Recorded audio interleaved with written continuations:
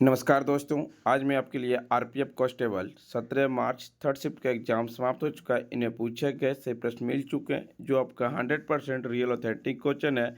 और जिन्हें पीडीएफ चाहिए वो हमारे टेलीग्राम या व्हाट्सएप ग्रुप पर ज्वाइनिंग कर सकते हैं।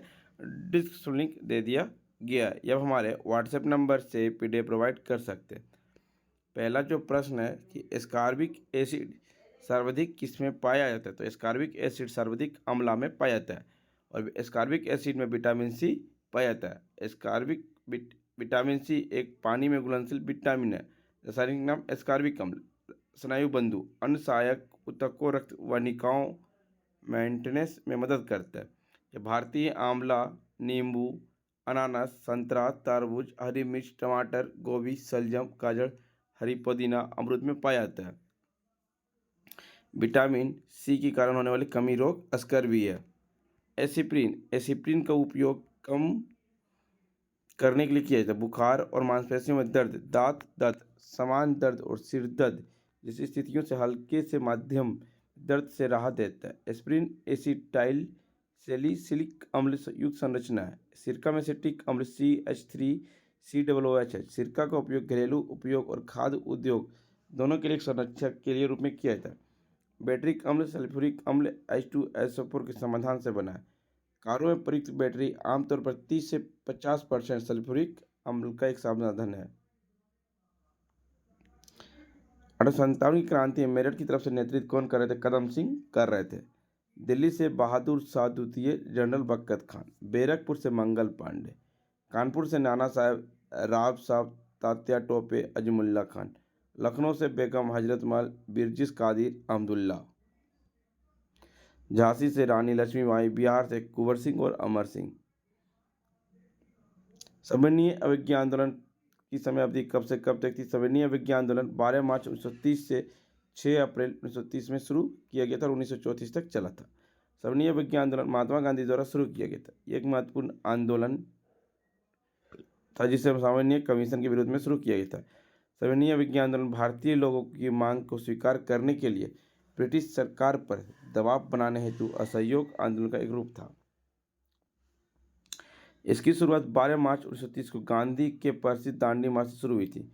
गांधी जी ने अपने 78 प्रतिनिधियों के साथ अहमदाबाद के साबरमती आश्रम में शुरुआत किए थे तथा यह नमक बनाने के कार्य ब्रिटिश निर्मित कानूनों के तहत ब्रिटिश शासन के अधीन रहने हेतु भारतीय लोगों को इनकार का प्रतीक था। मोहनसी राम किस राज्य में स्थित है? मोहनसी राम मेघालय में स्थित है, जो अपनी प्राकृतिक सुंदरता और अत्यधिक वर्षा के लिए प्रसिद्ध है। मेघालय के इस स्थान को दुनिया में सबसे अधिक वर्षा वाले स्थान के रूप में जाना जाता है। मेघालय में स्थित चेरापूंजी और मोहनसीराम में सबसे अधिक वर्षा होती है। मोहनसीराम मेघालय राज्य के पूर्वी खासी हिल्स जिले में स्थित है। यह पृथ्वी पर सबसे गीला स्थान है। भारत में चरम मानसून के दौरान यह औसत 11,872 मिलीमीटर 467 इंच वर्षा होती है और यह समुद्र तल से 1400 मीटर ऊपर है। यह सर्वाधिक वर्षा होती है।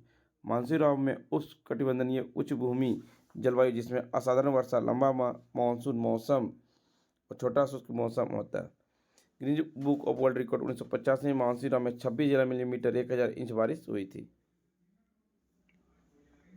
भारत सिंगापुर 2024 में सैन्य अभ्यास कहाँ हुआ? भारत और सिंगापुर के बीच 2024 में सैन्य अभ्यास अग्नि वॉरियर महाराष्ट्र के देवलाली फील्ड फायरिंग रेंज में 28-30 नवंबर 2024 तक हुआ था।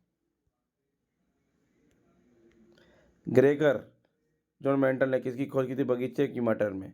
ग्रेगर जॉन मेंडल आनुवंशिकता के मूल सिद्धांत के दौरान के लिए जाने जाते हैं।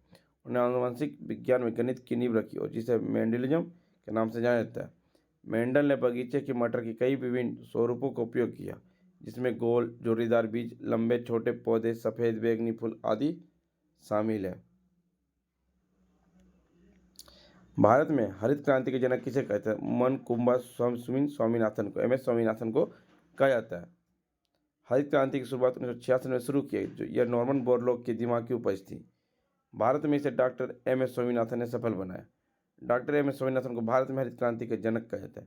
हरित क्रांति के शब्द को डॉक्टर विलियम गॉर्ड ने गढ़ा था।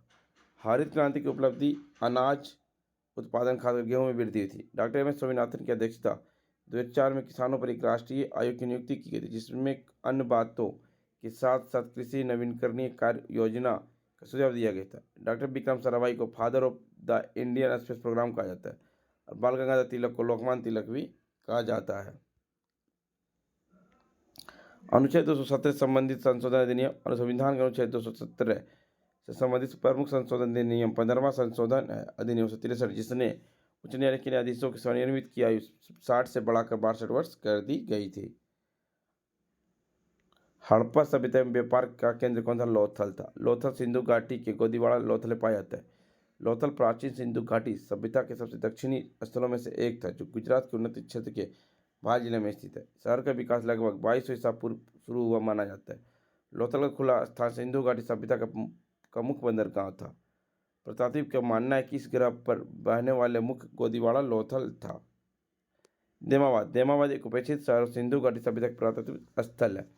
आलमगीरपुर आलमगीरपुर सिंधु घाटी के प्राकृतिक पुरातत्व स्थल जो हड़प्पा बारा काला यमुना जलमार्ग 3300 ईसा से 1300 ईसा पूर्व तक के साथ विकसित हुआ। मांडा मांडा जम्मू कश्मीर से 28 किलोमीटर उत्तर पश्चिम में पीर पंजाल श्रेणी के निचले श्रेणियों में चिनाब जलमार्ग के दाहिने किनारे पर स्थित है। भारत में लोक सेवा आयोग की स्थापना इनमें से ब्रिटिश अधिनियम द्वारा दी गई थी। संघ लोक सेवा आयोग की स्थापना 1 अक्टूबर 1926 को लोक सेवा आयोग के रूप में की गई थी, लेकिन बाद में इसे भारत सरकार अधिनियम 1935 प्रावधानों के अनुसार संघ लोक सेवा आयोग के रूप में नामित किए थे। राइट आंसर हो गया 1935। 47 में आज़ादी के बाद इसे संघ लोक सेवा आयोग के रूप में नाम दिया गया। बाद में लोक सेवा आयोग की स्थापना भारत सरकार अधिनियम 1919 में द्वारा की गई थी। इस प्रकार केंद्रीय लोक सेवा आयोग की स्थापना 1926 में सिविल सेवक की भर्ती के लिए की गई थी।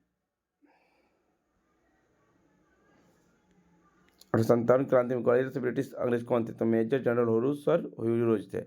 तत्या टोपी को नरवर के राजा मानसिंह ने धोखा दिया और ग्वालियर के सिंधिया विद्रोह के पक्ष में नहीं था। मानसिंह उस समय सिंधिया के प्रति वफादार थे, इसलिए उन्हें तत्या टोपी को धोखा दिया। तत्या टोपी का मूल नाम रामचंद्र पांडुरंग राव था। नाना साहिब दोहंडू पंत और अजीमुल्ला खान के साथ कानपुर से 1857 के विद्रोह के नेता थे। 18 अप्रैल 1869 को उन्हें फांसी पर लटका दिया गया। किसने सबसे पहले अपने शिलालेखों से जनता तक सूचना पहुंचाई? अशोक ने। वह पहला शासक था जिसने शिलालेखों के माध्यम से लोगों तक अपनी बात पहुंचाने की कोशिश की। अशोक के अधिकांश शिलालेख प्राकृत में थे और ब्राह्मणी लिपि में लिखे गए थे। प्राकृत शिलालेख ब्राह्मणी खरोष्टी लिपियों में लिखे गए थे जिन्हें एक समान लेखक भी पढ़े और समझ सकता था। संस्कृत और प्राकृत दोनों ही ब्राह्मणी लिपि में लिखे गए थे। शिलालेख प्रशासनिक दस्तावेज, धार्मिक मान्यताएं, धर्मनिरपेक्ष कथाएं, नाटक और गीता सही प्रकृति में लिखे गए थे। प्राचीन और प्रारंभिक मध्यकालीन बाद विविध प्रकार के लेखों के प्रसार से संस्कृत साहित्य के लिए सूचना का पूरक स्रोत के रूप में कार्य किया गया। प्राकृत उन भाषाओं में से एक थी जिसमें राजा अशोक और बाद के राजवंशों ने शिलालेखों का उल्लेख किया। सम्राट अशोक का शासनकाल जो था 269 से 232 ईसा पूर्व। अशोक का कार्यकाल 269 से 232 ईसा पूर्व। वह बिंदुसार का पुत्र था। उसके अन्य नाम देव नाम प्रिय एवं पियादासी था। 269 ईसा पूर्व में सम्राट का ताज पहनाया गया था। वह 1961 ईस्वी पूर्व कलिंग की लड़ाई के लिए प्रसिद्ध था। 13वें शिलालेख में तेईस इलाके में चर्चा है। सम्राट अशोक को शिलालेख के सबसे पहले विकुटन जेम्स प्रिंसिपल ने 1837 ईस्वी में पढ़ा था। फ्रेंड्स, वीडियो पसंद आई तो लाइक शेयर सब्सक्राइब जरूर करें। एक पूछा गया G20 2024 में किस शहर में हुआ था आयोजन? 18 से 19 नवंबर 2024 को रियो डी जेनेरियो ब्राजील में हुआ था। यह ब्राजील में आयोजित होने वाले पहला G20 शिखर सम्मेलन था। एक नया संगत विश्व के एवं एक साधारणीय ग्रह का निर्माण, building A just world and sustainable planet. अध्यक्षता ब्राजील के राष्ट्रपति लुई इनासियो लूला दा सिल्वा द्वारा किया गया था। संस्करण था 19वां। भागीदारी 19वां देश अफ्रीकी संघ एवं यूरोपीय संघ था।